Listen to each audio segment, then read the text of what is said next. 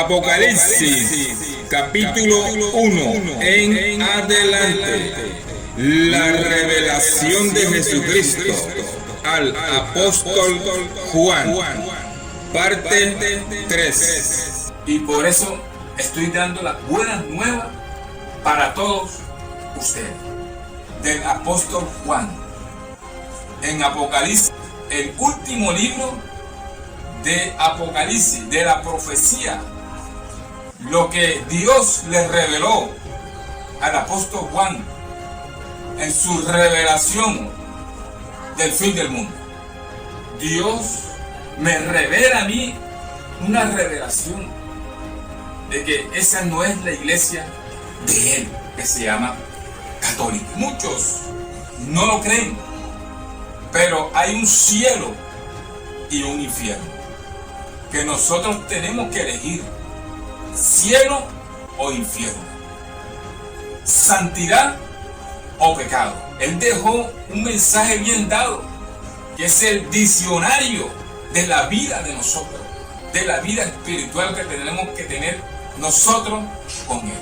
Y ese mensaje se tiene que dar, porque Él dejó el mensaje: no pasará ni una tilde, ni una jota, que se haya cumplido lo que está escrito en estas santas escrituras. Y el que le añade o le quite tendrá las plagas para toda su perdición y será borrado en el libro de la vida. Y todo eso lo van a escuchar más adelante con la profecía de Apocalipsis del apóstol Juan, mandada por Jesucristo. Así que, hermanos, no se vayan, porque sabemos que muchos no entienden la verdad, muchos no quieren entrar en la verdad. Pero yo les digo hoy, Mario Enrique Suárez Correa, siervo de Jesucristo, para administrar su evangelio. Por eso yo les digo hoy, escuchen bien esta palabra. Es la profecía de Apocalipsis, dada al apóstol Juan por Jesucristo.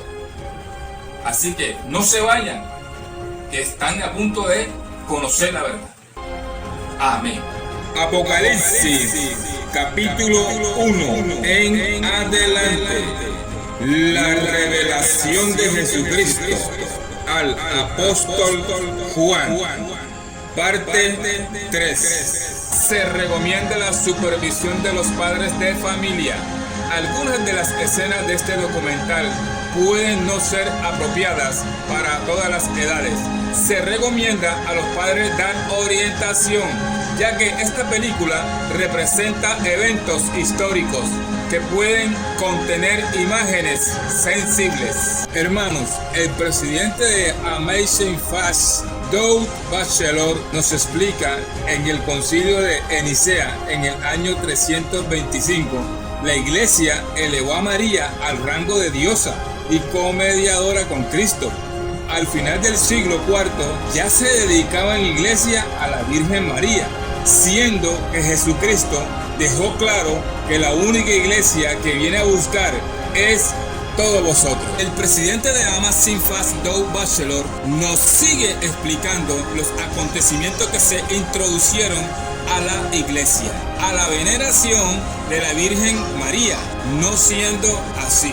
Sin embargo, en el concilio de Nicea, en el año 325, la Iglesia elevó a María al rango de diosa y comediadora con Cristo. Incluso en una fecha tan temprana como finales del siglo IV, ya se dedicaban iglesias a la Virgen María.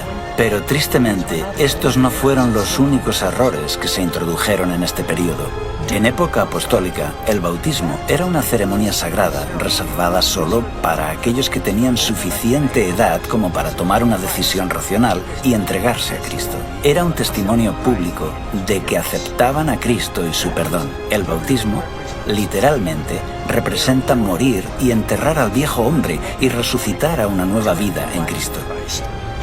Con el transcurso de los siglos, el bautismo se ve más como un rito de iniciación al cristianismo. Comienza en las primeras etapas de la vida, al final de la infancia o cerca de la adolescencia, cuando estás realmente listo para hacer un compromiso de fe. La ceremonia del bautismo se realizaba en un lago o en un río, donde la persona puede ser totalmente sumergida, lo que representa que queda completamente limpio de sus pecados. La práctica del bautismo, poco a poco, fue alterada por la Iglesia. Cientos de años después de Cristo, el bautismo cambió a una fórmula más cómoda. Esto en realidad arruinó el poderoso simbolismo de este rito y contradice el ejemplo de Jesús, que fue bautizado por inmersión. Esta cuestión continuó siendo debatida hasta aproximadamente el siglo XII, porque los teólogos estaban reexaminando la doctrina cristiana y dictaminan que existe el pecado original, el pecado que tiene toda la humanidad como resultado de la caída en el jardín del Edén y que está en el alma desde el momento del nacimiento. Tenían el concepto, que no es bíblico, de que un niño podía pecar en el momento de nacer. Si había pecado, estaba en peligro de ir al infierno y arder por la eternidad. La única forma de prevenir esto era bautizándolo en la iglesia. Ser miembro de la iglesia era tener un pasaporte al cielo. Decían, tenemos que empezar a bautizar a los bebés inmediatamente, lo antes posible, y si mueren, en este periodo la mortalidad infantil era muy alta y muchos bebés morían, entrarían en el cielo. Otra verdad cristiana que fue alterada por la influencia pagana fue la Cena del Señor. Jesús instituyó el servicio de comunión, algunos lo llaman Eucaristía, para ser una ceremonia hermosa pero sencilla, donde sus seguidores bebían vino sin fermentar y pan sin levadura. Estos eran símbolos del cuerpo y la sangre sin pecado de Jesús, para que los creyentes recordaran su sacrificio y sus enseñanzas. Sin duda, el rito más importante para los cristianos a finales de la Edad Media era la Eucaristía o comunión, o como muchos la llamaban comúnmente, la misa. Tanto hombres como mujeres se reúnen para tomar el sacramento, celebran la Eucaristía o comunión, toman el símbolo del cuerpo y la sangre de Jesucristo. Pero de nuevo, bajo la influencia de rituales paganos, los líderes de la Iglesia cambiaron el santo rito de la comunión en una ceremonia de magia. Con este nuevo ritual, se utilizó el vino fermentado y, según decían, el sacerdote tenía la capacidad de transformar el pan y el vino en el cuerpo y la sangre reales de Cristo. Se llama transubstanciación, el concepto de que un sacerdote transforma la Eucaristía en el cuerpo y la sangre de Cristo, cuando pronuncia la fórmula Hoc es enim corpus meum. Este es mi cuerpo. Eran palabras poderosas, ya que se creía que al ser pronunciadas tenían el poder de hacer que Dios transformara la naturaleza del pan y del vino en la sangre de Jesucristo resucitado. Llegaron al punto de decir, estamos creando a Dios al pronunciar las palabras mágicas. Lo que ocurría en el altar era que el pan se convertía en el cuerpo, el vino se convertía en la sangre, aunque seguían pareciendo pan y vino. Esta ofrenda del sacrificio en la Eucaristía, este sacrificio de alabanza, esta comida fraternal, ahora no solo es un recordatorio del sacrificio, sino que es un sacrificio en sí mismo que otorga la salvación. Creían y enseñaban que Jesús, en la persona del sacerdote, presentaba en la misa el sacrificio de Cristo ante Dios el Padre. Así se obtiene la bendición y la santidad que la Iglesia pueda administrar a quien ella quiera en la misa. La gente creía que al celebrar una misa estabas haciendo algo bueno que era ofrecido a Dios. Esto hacía que hubiera una base teológica para repetirlo constantemente. En 1415, en el Concilio de Constanza, los líderes de la Iglesia decretaron que solo podrían beber vino los sacerdotes y los fieles recibirían tan solo el pan. Pero la Biblia dice que cuando Jesús estableció el servicio de la comunión, todos bebieron el vino. Unos 300 años después de Cristo, la Iglesia comenzó a desviarse de otro de los 10 mandamientos, el cuarto, que requiere que los creyentes recuerden el séptimo día como día de reposo. Acuérdate del sábado para santificarlo. 6 días trabajarás y harás toda tu obra, mas el séptimo día es reposo para Jehová tu Dios. En el Imperio Romano, el judaísmo era una antigua religión y como tal era respetada. Pero los judíos hicieron guerra contra Roma. Aunque al principio su cercanía al judaísmo había protegido a los cristianos, ahora les convertía en el blanco. Los judíos marginaban y perseguían a los cristianos, así que los cristianos trataron de distanciarse. Los líderes de la Iglesia comenzaron a despreciar el séptimo día de descanso de los 10 mandamientos y lo sustituyeron por el domingo, que era más popular entre los romanos. Muchos cristianos erróneamente pensaban que debían ayunar el sábado, pero podían hacer fiesta el domingo. Eso es lo que hacían los paganos, celebraban el domingo, pero ayunaban los sábados. Este no era un concepto judío. Los judíos ayunaban el viernes y celebraban el sábado, pero algunos cristianos creían lo contrario. Si ayunas un día pero haces fiesta el siguiente, es fácil imaginar cuál de los dos se convierte en el más popular. La tercera causa es que se introduce en la Iglesia la influencia pagana del culto al sol. Cuando esta costumbre comienza a introducirse en la Iglesia, Constantino lo utiliza para exaltar el domingo, día del sol, como un día que la gente debe adorar. Esta separación de la ley de Dios fue gradual a lo largo de los siglos. Fue aceptada tan ampliamente que la mayoría de los cristianos se sorprenden al descubrir que no tiene respaldo en la Biblia. En el año 313, Constantino publicó el Edicto de Milán, donde establecía el domingo como día de descanso. La ley dominical del emperador no tuvo nada que ver con el cristianismo. El objetivo era honrar al dios grecorromano Helios o Apolo. El emperador Constantino se convirtió al cristianismo, pero al permanecer fiel al dios Sol, el emperador Constantino trasladó el día de adoración del sábado, como lo había conservado el judaísmo, al domingo, el día del dios Sol. Desde entonces los cristianos, al menos la inmensa mayoría de ellos, celebran el culto en domingo en lugar de en sábado. Esto también quedó reflejado en otro edicto de Constantino, del año 321, cuando ordenó: En el venerable día del sol, dejen que los magistrados y las gentes residentes en las ciudades descansen, dejen que todos los talleres se cierren. Fíjate que dice Día del Sol. Además, está documentado que Constantino el Grande hizo una ley para todo el imperio, decretando que debía guardarse el domingo como día de descanso. Obviamente, este cambio no se infiltró en la Iglesia de un día para otro. La historia indica que durante décadas se consideró que tanto el sábado como el domingo eran días sagrados. En los primeros años de la Iglesia, claramente se adora el sábado judío. Pero a partir de mediados del siglo III se fue abandonando por la mayoría o estaba en proceso de abandonarse. A comienzos del siglo IV, en muchas partes del Imperio Romano, los cristianos están adorando el domingo. Durante este periodo de tiempo, muchos cristianos seguían observando el sábado y el domingo tenían un servicio recordando la resurrección. Después, cada uno se iba a su trabajo habitual. Con Constantino se habla por primera vez de transferir la solemnidad del sábado al domingo. Siglos antes, el profeta Daniel había predicho que se levantaría un poder religioso que cambiaría los tiempos y la ley. En los 10 mandamientos solo hay una ley relacionada con el tiempo: el sábado. Jesús de Nazaret nos enseña que es lícito hacer el bien y sanar en el día de reposo. La ley se cumple, mas no la ha abrogado. Amén. Dando el entendimiento que Dios nos dejó en el día de reposo.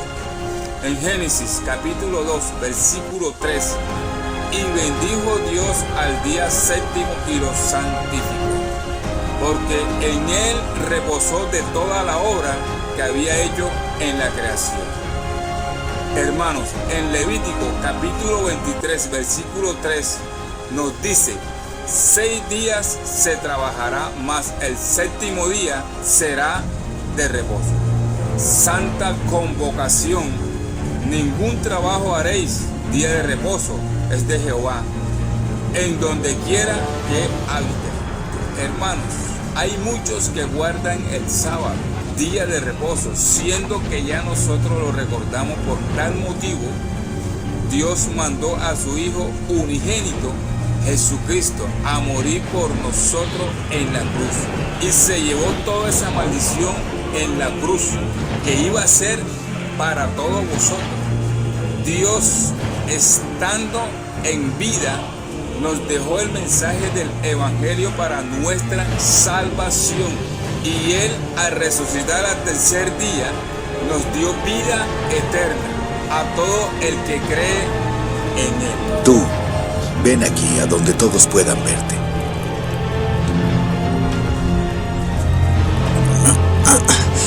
¿Qué actitud es coherente con el sábado? ¿Hacer el bien o hacer el mal? ¿Ayudar a las personas o dejarlas sin ayuda?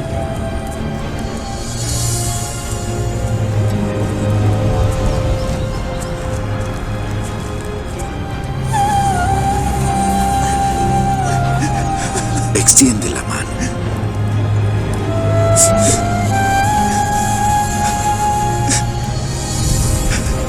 ¡Es la peste! ¡Está maldito!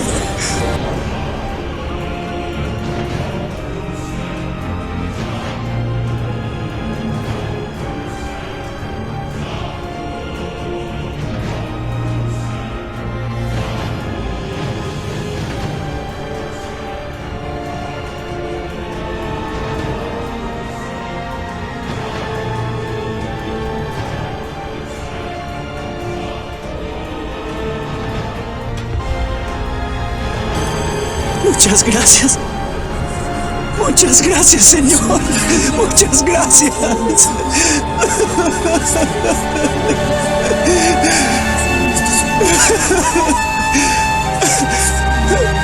Él me curó del mal. Él me curó del mal.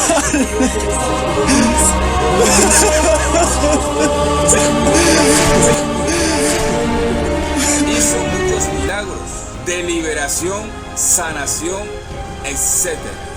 Hermanos, en la Santa Escritura, en el libro de San Mateo, capítulo 12, versículo 11 al 12, nos dice: Él les dijo, ¿qué hombre habrá de vosotros que tenga una oveja? Y si ésta cayere en un hoyo en día de reposo, ¿no le eche mano y la levante?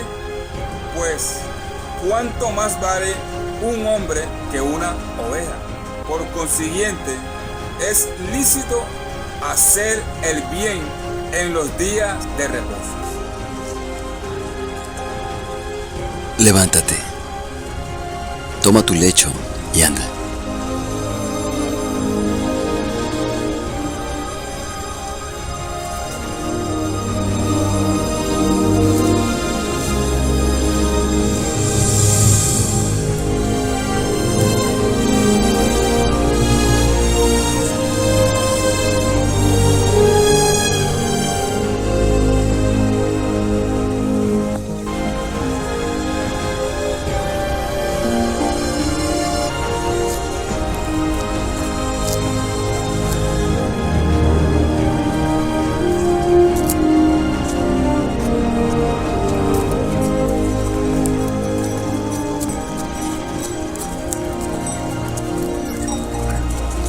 Es día de reposo.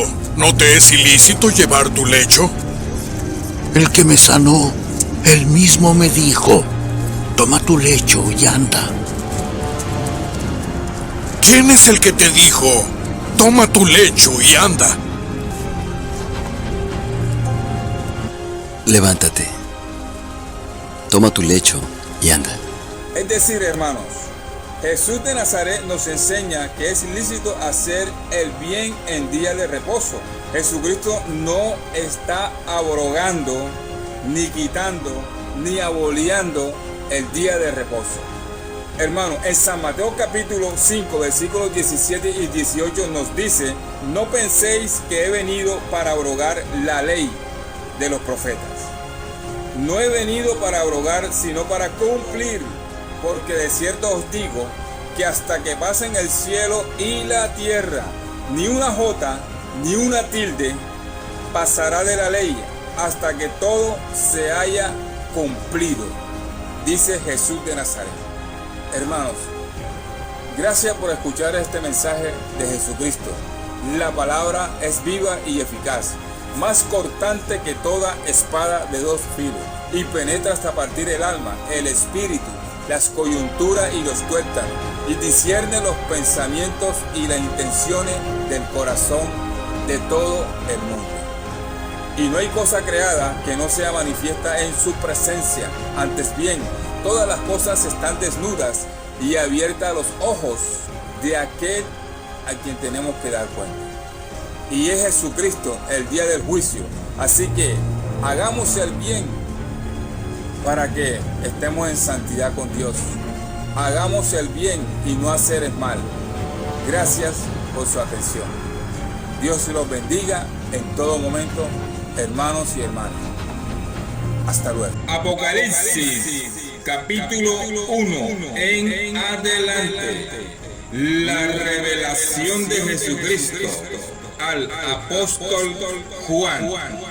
Parte 3. Suscríbanse en YouTube, Pastor del Evangelio de Jesucristo, Mario Suárez, donde encontrarás prédicas de la Biblia, de la palabra de Dios y testimonios personales. Suscríbete.